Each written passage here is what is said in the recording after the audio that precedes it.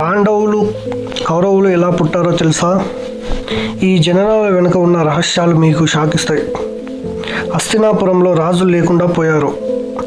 సత్యవతి వంశం నశించిపోతుందేమో అని భయపడుతుంది. అప్పుడు ఆమె ఒక కఠినమైన నిర్ణయం తీసుకుంటుంది. సత్యవతి తన కుమారుడు వ్యాస మహర్షిని పిలుస్తుంది. వంశాన్ని కాపాడటానికి అతనిని నియోగం చేయమని కోరుతుంది.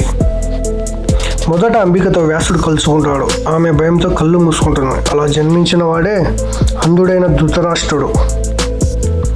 తర్వాత అంబాలికతో కలుసుకుంటాడు. ఆమె భయంతో తెల్లగా మారుతుంది. దాంతో పాండు పసుపు రంగుతో బలహీనంగా పుడతాడు. మూడోసారి సేవకురాలతో కలుసుకుంటాడు వ్యాసుడు. ఆమె భయపడకుండా ధైర్యంగా ఉంటుంది. దాంతో జన్మించిన వాడు జ్ఞానవంతుడైన విదురుడు.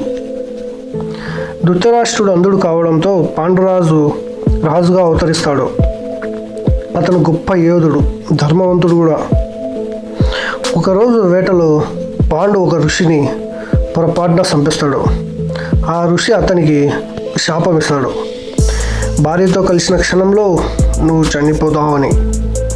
కుంతి దగ్గర ఒక వరం ఉంటుంది, దేవతలను పిలిచే శక్తి. అలా ధర్ముడు, వాయుడు, ఇంద్రుడి ద్వారా యుధిష్ఠిరుడు, భీముడు, అర్జునుడు పుడతారు.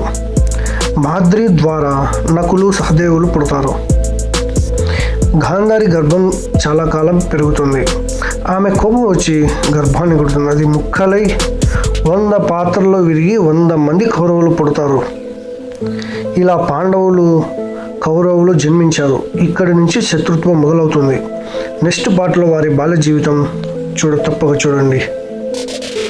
పార్ట్ 3 చూడాలంటే సబ్స్క్రైబ్ చేయండి, లైక్, షేర్ చేయండి.